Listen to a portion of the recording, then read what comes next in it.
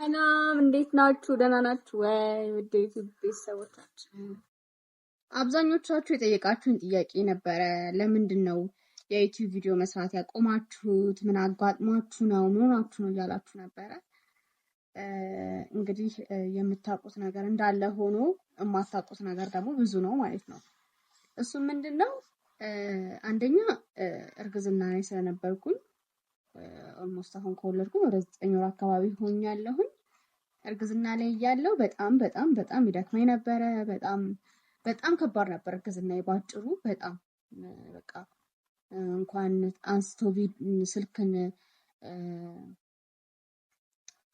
ቪዲዮ ለመስራት ከዛ ደግሞ ቪዲዮ ተሰርቶ ደግሞ ዝም ብሎ ለእናንተ ፖስት አይደረግም፣ ኤዲት ይደረጋል እና ያንን የማደርገው ደግሞ በሰዓቱ ነው የነበርኩ ባለቤቴ ውጭ ላይ ስለሆነ የሚሰራው ማለት ነው። ስለዚህ ያንን ማድረግ ያልቻልኩበት ምክንያት አንደኛ እሱ ነው። ሁለተኛ ደግሞ ምንድነው ሌላ ስራ ጀመርኩኝ ማለት ነው።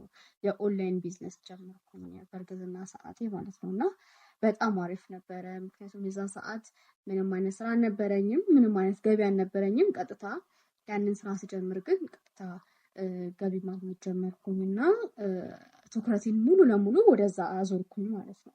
ለዛ ነው ቪዲዮውን ለመቅረጽ የተቸገርኩትና ለእናንተ ፖስት ለማድረግ ያቃተኝ። ከዛ በተጨማሪ ደግሞ ሌላው ደግሞ ማታውቁት ነገር ምንድነው አካውንታችን ትንሽ ችግር አጋጥሞት ነበር ማለት ነው። ያንን ችግር አሁን ስለፈታ ነው ለእናንተ እዚህ ጋር ፖስት እያደረግን ያለ ነው ማለት ነው ቪዲዮ። ስለዚህ እናንተ ደግሞ ምን በማድረግ ነው ልንረዳችሁ ምንችለው ቶሎ እንድትመጡ ካላችሁ ደግሞ ቪዲዮአችንን ላይክ በማድረግ ኮሜንት በማድረግ ሼር በማድረግ ቪዲዮአችንን እስከ መጨረሻው በማየት ደግሞ ትተባበሩናላችሁ ማለት ነው። ኢትዮጵያ ውስጥ ያላችሁ ቪፒኤን እያበራችሁ ተመልከቱ። ከዛ በተጨማሪ የተለያዩ ደሳስ የሚሉ ቆይታዎቻችንን አብረን እንጋራለን ማለት ነው። እኔም ለእናንተ በተቻለኝ አቅም ቪዲዮውን እየቀረስኩኝ ለእናንተ ለማድረስ እሞክራለሁ ማለት ነው። እስከ መጨረሻው እዩ። ለማንኛውም እስከ መጨረሻው እዩ። የምታዩት አዲስ ነገር ሊኖር ስለሚችል ማለት ነውና ስለጀመርሽው የኦንላይን ስራ አንዳንድ ነገር በይን የምትሉኝ ከሆነ ሰፋ ባለ መልኩ ስለ ስራው በደንብ የገለጽኩላችሁ እናወራለን። ኮሜንት አድርጉ። ለማንኛውም አሁን ነቃ እንላለን፣ እንነቃቃለን።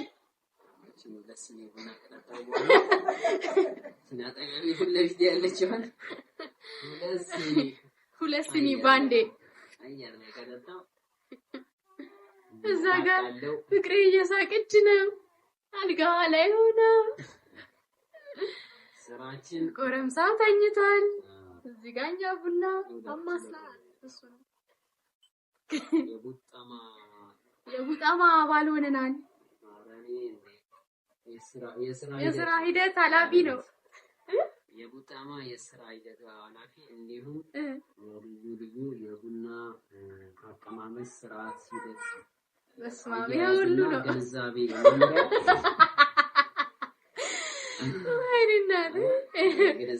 እንግዲህ እንደዚህ ሆነን ነው ቀናችንን በብሩክ ቡና መጠጣት አካሄድ የምናካሄደው። ምን ጀምረው እንደምታዩት ነው። አጠጣጡ ሁላ ይለያል። እንዴት ነው የሚጠጣው? እስኪ ገለጻ። ሲጠጣ መጀመሪያ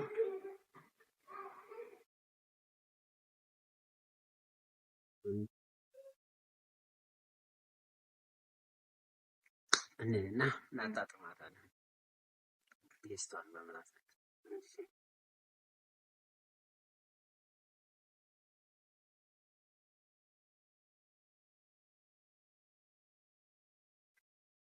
ሁለተኛ እንደግመና እናሰላስላለን። እኔ ምንሽ እና ይሄን ሁሉ መብራት አበራሽ እንዴ? አልገባኝም። ምን አጠፋው? ኤልፓው ነው። እሺ አሁን ሽብኝ እኮ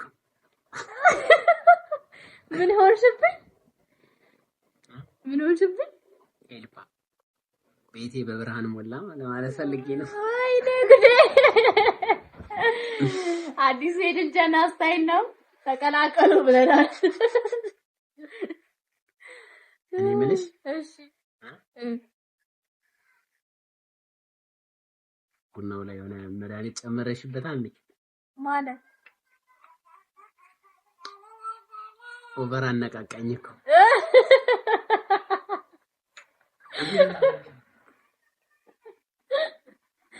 እሺ ሌላስ? ዛሬ ጅንጀራ አልተቻለም።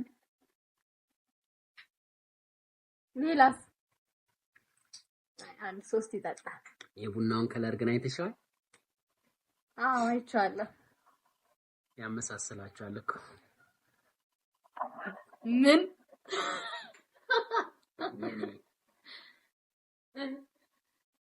እኔ ከቡና ከለር ጋር ማሰራለሁ? የሸበዲን ወረዳ ቡና ይፖስታል ታውቃለህ? ይፖስታል። ላሸሽሏ የኔ የይርጋ ጨፌ ቡና። ይሄ የተወራለትን ቡና ደግሞ እኔ የጠጣው አንዳንድ ነገሮችን እላችኋለሁ።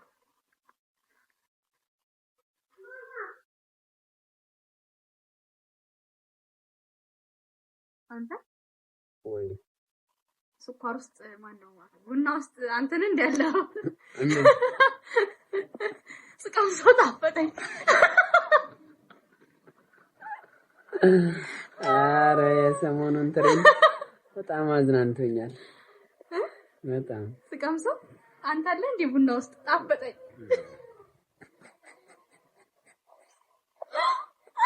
ወይኔ ቲክቶክ። አይ እኔ ሻወር በወሰድኩበት የተፈላ ቡና ነው። ኬታኝ መስዋ እንዲዘጋይ ነው። እስኪ ዝጋሽ እና ዳይቭ ገብቼ በለው ዳይቭ ሲኒስ ዳይቭ ገብታበት ቡና ውስጥ አፈጠኝ። እና ቡና ልጠጪ ስትይ ሲኒስ ታየውሽ? አዎ ለዛ ነበር ጅንጀና ያኔ ድሮ ጀናጀኑት ወጥ ውስጥ ታየሽኝ ምናምን ይሄ ይሞስ ታለች በላቆ ነው። ከዛ ለማንሳት ደግሞ እግሯን የለም እና ወደ ቤተሰቦች ቅድም እያወራኋቸው ነበር ብቻዬ። እያወራኋቸው ነበር። ለምን የጠፋ ይመስላል? የጠፋ ነው ኑሮ ሁኔታ ነው። ልጆች አስተዳዳሪ ሆነን የሁለት ልጆች እናትና አባት ሆነን ለኑሯችን ደፋ ቀና ስንል ካሜራችንን የምናነሳበት ጊዜ አተን ያ ነው። ውድ ቤተሰቦቻችን በያላችሁበት ሰላማችሁ ይብዛ ምላችሁ ወንድማችሁ አሹ በልሹ ከዚህ በኋላ እንመጣለን አንጠፋም። በያላችሁበት ዓለም ሁሉ ሰላማችሁ ይብዛ። አሜን አሜን። በጠፋንበት ሰሞን የጀመርነው የሆነ ስራ ነበረ አይደል? በጠፋንበት ሰሞን እኔ ቤት ውስጥ ሆኜ የጀመርኩት የኦንላይን ስራ ነበር። ኦንላይን ስራ ጀመረ። በእርግዝና ጊዜ ነበር። በእርግዝና ጊዜ ነበረ እና በጣም አሪፍ ኤክስፒሪየንስ አለኝ ስለ ኦንላይን ስራውና ማወቅ የምትፈልጉ ምንድነው እያላችሁ ኮሜንት አድርጉ። እሺ መልሳለሁ። እና ወይም ደግሞ ሌላ ቪዲዮ ስለ ፕላትፎርሙ በጣም በሰፊው ስለ ፕላትፎርሙ ማወቅ እንፈልጋለን፣ መስራት እንፈልጋለን የምትሉ ሰዎች አሁንም ኮሜንት ላይ አስቀምጡ። በሰፊው ቪዲዮ ሰርቼ ፖስት አደርግላችኋለሁ። የላይቭ ስራ ሴቶች ማለትም ቤት ውስጥ በተለይ የሆናችሁ ልጆቻችሁ የምታሳድጉ ባለትዳር የሆናችሁ ቤት ውስጥ በእረፍት ጊዜያችሁ በጣም ረጅም ጊዜያችሁን እንደዚህ ለአልባሌ ለሶሻል ሚዲያ ስክሮል እያደረጋችሁ ከምታልፉ ኦንላይን ስራዎች ከመጡ ሳታቅማሙ ስሩ።